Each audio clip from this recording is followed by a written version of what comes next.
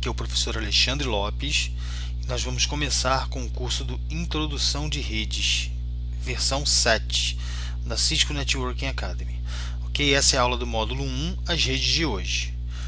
Quais são os objetivos desse módulo? Bom, os objetivos desse módulo são explicar os avanços das tecnologias modernas. No final desse módulo, nós vamos ter visto todos esses tópicos. Nós vamos saber explicar como as redes afetam as nossas vidas diariamente, explicar como os dispositivos de hosts de uma rede são usados, explicar as representações de rede, como elas são usadas em topologias de rede, comparar as características de tipos comuns de redes, explicar como LANs e WANs se interconectam com a internet, descrever os 4 requisitos básicos de uma rede confiável, explicar como as tendências como BIOD, colaboração online, uso de vídeo e computação em nuvem estão mudando a maneira como nós interagirmos, identificar algumas ameaças e soluções básicas de segurança para todas as redes e explicar oportunidades de empregos no campo de rede. Então esses são os objetivos da nossa aula de hoje, do nosso módulo de hoje. Tá? Então vamos lá, vamos começar logo com o primeiro tópico. Primeiro tópico: redes afetam nossas vidas. É comum a gente dizer, é fácil da gente entender que a comunicação é tão importante para o ser humano quanto a nossa dependência do ar. Se comunicar fez toda uma diferença na hora da gente evoluir. Então ajudou o ser humano a evoluir, né? Então a gente tem uma dependência da comunicação tanto quanto a gente tem de ar, de água, de comida, de abrigo. E hoje em dia, no mundo de hoje, com as redes, né, a gente vive conectado. Então o mundo passou a viver muito mais conectado do que antigamente. Então as redes nos conectam, nos ajudam a nos comunicar, certo? E por causa disso nós vivemos num mundo sem fronteira, né? Um mundo que hoje a gente pode estar em qualquer lugar. Somente essa questão da pandemia mostrou muito pra gente que nós conseguimos estar em qualquer lugar, a qualquer hora, e poder trabalhar, poder conversar com as pessoas que a gente gosta, tudo com o uso da tecnologia, né? Tudo com o uso das redes de computadores. Então o mundo hoje ele é sem fronteiras, as comunidades são globais. Você vê, uma coisa que acontece do outro lado do mundo afeta a gente aqui no Brasil, e uma coisa que acontece no Brasil pode afetar um cidadão americano, pode afetar alguém na Austrália, alguém no Japão. Isso é muito comum. E nós evoluímos para uma rede humana, né?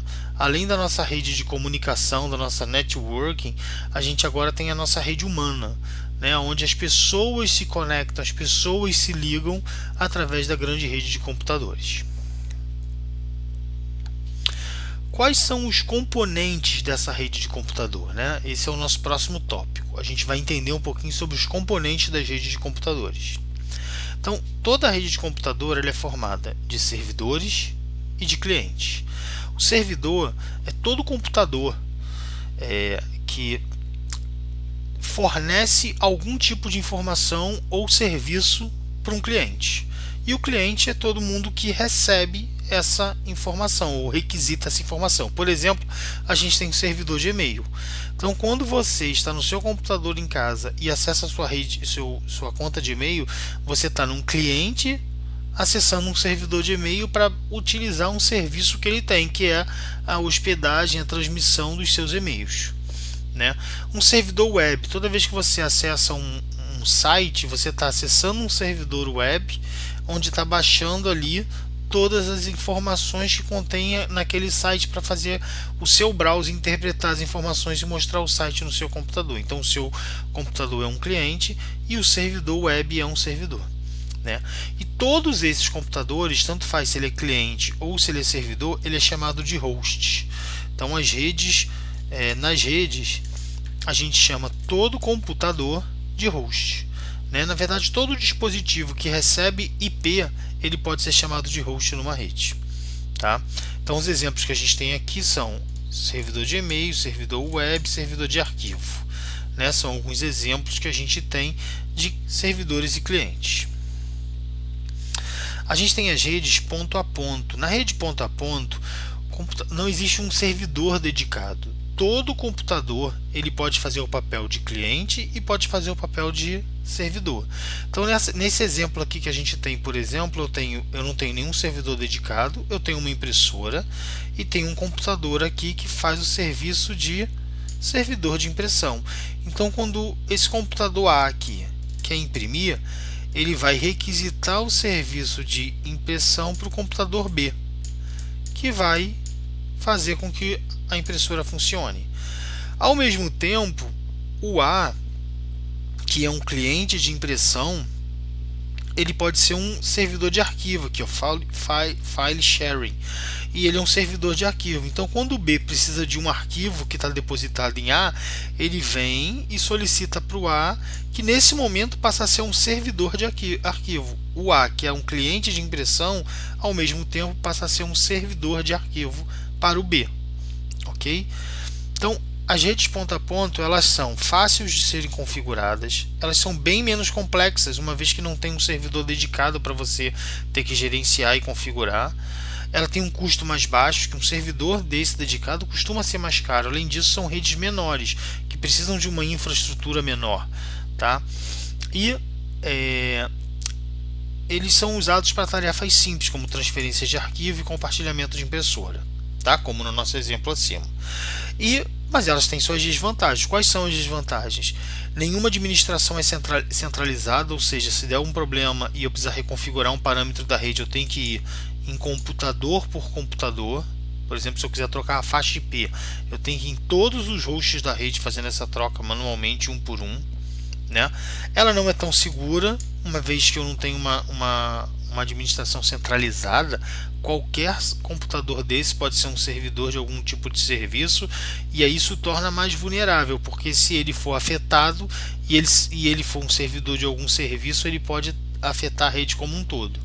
Não é escalável, porque fica insustentável num determinado momento você fazer um controle sem nenhum servidor, né?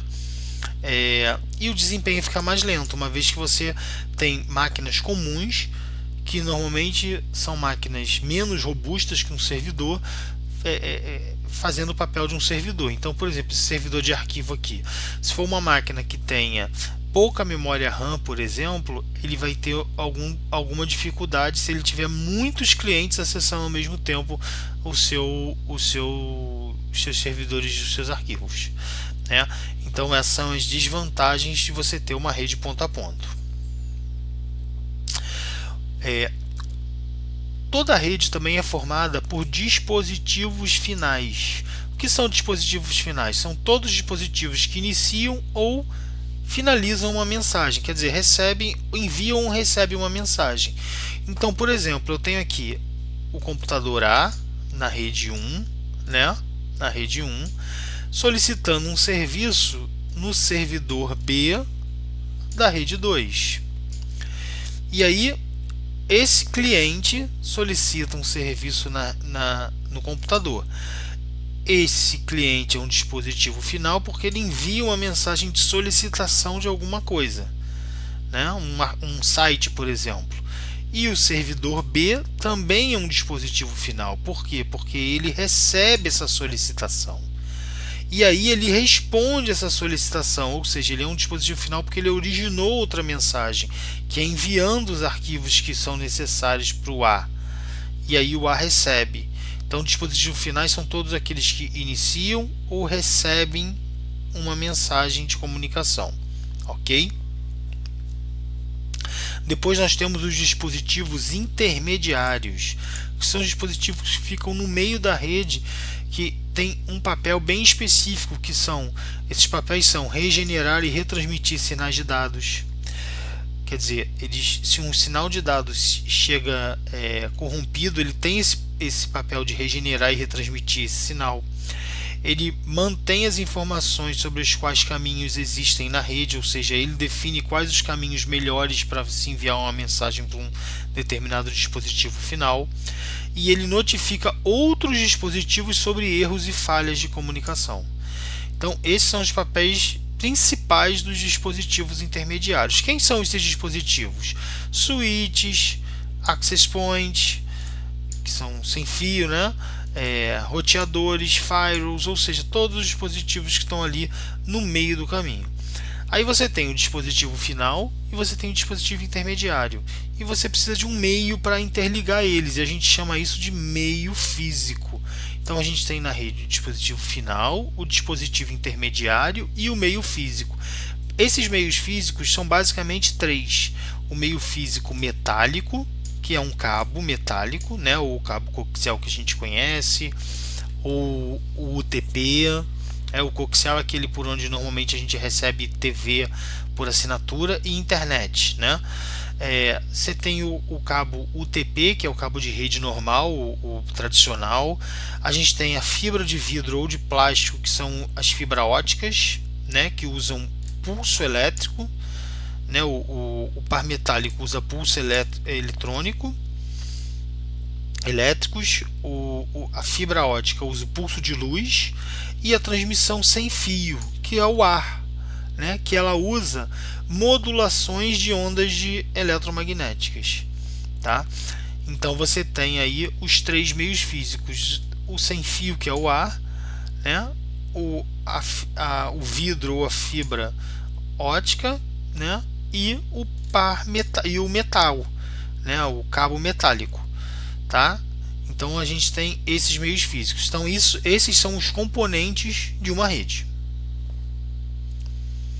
Agora o nosso próximo tópico são as representações e topologias de uma rede, porque é muito importante que uma rede seja representada, principalmente para um administrador de rede, para uma equipe que vai estar cuidando daquela rede. Ele precisa ter uma representação dessa rede. E aí a topologia nada mais é do que uma representação dessa rede. Então nós temos alguns ícones que são utilizados, alguns desenhos que são utilizados para se representar esses dispositivos na rede. Então a gente tem a representação dos dispositivos finais, que são desktops, laptops, impressoras, telas de telepresença, tablets, wireless, IP-fone, né, telefones IPs. A gente tem dispositivos intermediários, né, roteadores sem fios, switches, roteadores, firewalls, switches de multicamada, né, que operam na terceira camada. Então são os dispositivos finais. E a gente tem as mídias ou os meios físicos, né, que são os wireless, a LAN e a WAN. Então são as representações de LAN, de WAN e de wireless, ok? Então esses ícones são os ícones mais comuns utilizados. Você vai ver bastante eles ao longo de todo o nosso curso. E a gente tem basicamente dois tipos de topologia, né?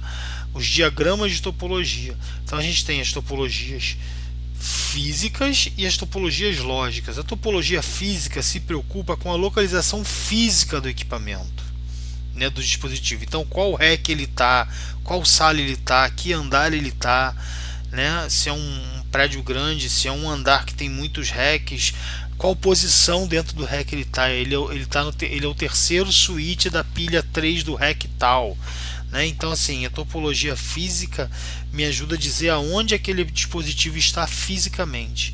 E a topologia lógica costuma ilustrar aonde esse dispositivo está na rede lógica. Então qual o endereço IP dele, ele é um servidor, ele é um dispositivo final, quem é ele, aonde ele está, né?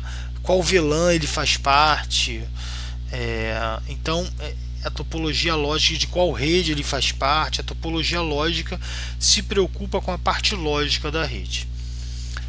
É muito comum você ver, principalmente em redes pequenas, uma mistura entre os dois. Você ter as duas topologias, os dois diagramas expressos num único desenho. Então você ter os dois também juntos é muito comum, eu já vi isso muitas vezes, ok? Em redes maiores não, você tem que ter realmente esse mapa desenhado aí das duas formas separadamente, ok? Agora a gente vai falar um pouquinho sobre os tipos mais comuns de redes, tá? Então, tipos mais comuns de rede, a gente tem rede de vários tamanhos, né? A gente tem as redes que a gente chama de pequenos o SOHO, né? Que é Small Office, Home Office, ou seja, redes de pequenos escritórios ou escritórios domésticos. Então são redes que realmente ficam dentro da casa da pessoa, ou uma rede de um escritório bem pequeno. Eu tenho um escritório de uma empresa que tem lá um consultório médico, tem 2 consultórios, tem a recepção, tem a impressora. Então você tem ali uma pequena empresa, né? Um small office, uma rede pequena. A gente também tem as redes de médio e grande porte, até redes que se espalham por todo o globo, né? Então, as redes de médio porte normalmente ocupam um prédio inteiro, 2 prédios, e as redes grandes ocupam diversos ambientes ou diversas localizações geográficas. As redes de grande porte ocupam diversos prédios, diversas cidades, diversas estados, né, até países diferentes. Então existem empresas que são empresas globais e elas têm a rede dela, que são redes globais, tá? Então existem redes de vários tamanhos, os tipos de rede mais comuns a gente costuma chamar de as LANs e as WANs, né? Então, as infraestruturas de rede variam muito em termos de tamanho e área de cobertura, número de usuários conectados, números e tipos de dispositivos, de serviços disponíveis e área de serviço. Então, as LANs, observam que as LANs são as redes numa única área geográfica. LAN é Local Area Networking, então significa que é uma rede local. Então eu tenho um prédio inteiro, mas ele tem uma LAN. No prédio inteiro tem uma LAN, porque ele está num único local, num único dispositivo, uma única administração centralizada, vamos dizer assim, né? E a gente tem a WAN. A WAN normalmente elas ligam áreas geográficas maiores, né? E aí o WAN significa Wide Area Network, ou áreas mais amplas, redes com áreas mais amplas, né? E aí você tem aí, por exemplo, aqui esse espaço, essa topologia aqui, onde ele mostra um escritório central, né? Um home office, um segundo escritório e uma WAN aqui que está ligando todas as LANs. Então a WAN é uma rede das LANs, ela interconecta as LANs. Muito comum que a WAN, por exemplo, seja terceirizada, você contrate o serviço WAN de uma operadora. Muito comum isso. Muito difícil uma empresa, acho que hoje em dia, na realidade hoje em dia não tem uma empresa que tenha uma WAN própria. Normalmente é contratada de uma operadora. E aí, uma LAN é uma infraestrutura de rede que abrange uma pequena área geográfica. Então, interconecta de dispositivos finais em uma área limitada. Ele é administrado por uma única organização ou indivíduo e fornece largura de banda de alta velocidade aos dispositivos internos. Já a WAN, né, é uma Wide Area Network, como eu tinha dito, ela interconecta LANs em áreas geográficas amplas, tá vendo? Normalmente um administrador é administrado por um ou mais provedores de serviço. Aqui houve um probleminha durante a tradução do slide, mas normalmente é administrado por um ou mais provedores de serviço e geralmente fornece links de velocidades mais lentas entre LANs, tá? Claro que dentro de uma LAN você tem uma velocidade e numa WAN ligando as duas LANs você tem uma velocidade menor. A gente tem a internet. E o que é a internet dentro desses tipos de rede? A internet nada mais é do que um conjunto de WANs. Todo o conjunto de WANs que existe no final fornece a internet. Então a internet é uma coleção mundial de LANs e WANs interconectadas. As LANs estão conectadas entre si usando a WAN. As WANs podem usar fios de cobre, cabos de fibra ótica e transmissões sem fio. Por que a internet é representada por uma nuvem? Porque nas topologias, uma nuvem é usada para representar uma rede que você não conhece, que você não consegue mensurar, que você não consegue identificar, que você não consegue dizer, ó, essa rede tem tantos hosts, o IP dela é esse. Quando você não tem todas as informações sobre uma rede, você representa ela através de uma nuvem. E a internet nada mais é do que uma rede com todos os computadores interligados, basicamente. E aí você não consegue identificar naquele momento o que é a internet, qual o tamanho dela, quantos computadores estão ligados naquele momento, quantos IPs estão sendo usados naquele momento. Você não consegue mensurar isso. Não conseguindo mensurar isso, você é obrigado a usar a nuvem para representar essa rede. E aí por isso ficou essa onda aí de tá na nuvem, tá na nuvem, tá na nuvem, porque tá na internet, porque a internet é representada pela nuvem nas topologias, tá?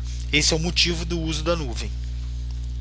E a internet, ela não é propriedade de ninguém, ninguém é dono da internet. O que existe são grupos que ajudam a organizar e a manter a estrutura da internet, que é o IETF, o ICANN, o IAB, e a gente vai entender um pouquinho sobre essas organizações um pouquinho mais para frente. Falando um pouquinho sobre tipos comuns de rede, a gente tem também a intranet e a extranet. Qual a diferença entre elas? As intranets e as extranets. Uma intranet é uma coleção particular de LANs e WANs, ou seja, uma intranet é uma rede de uma empresa, por exemplo. Uma empresa, uma companhia tem a sua intranet, tem todas as suas LANs e WANs dentro da sua única rede. A extranet é quando você consegue envolver, seus stakeholders, os seus colaboradores, seus fornecedores e todos os indivíduos que trabalham na sua empresa. Então você consegue envolver uma série de pessoas, uma série de indivíduos, uma série de outras empresas parceiras que não estão dentro da sua rede, mas que fazem parte de uma rede que convive com você. Então a gente tem uma extranet. Então a gente tem a internet, que é uma rede mundial com todo mundo. A gente tem a extranet, que é formado por um grupo limitado de pessoas que são interligadas à sua empresa, a uma organização. E a gente tem a intranet, que é a rede da organização, ou seja, uma rede dentro da organização é a intranet daquela organização. Ok? Então entenderam o conceito de intranet, extranet e internet. Esse é o conceito.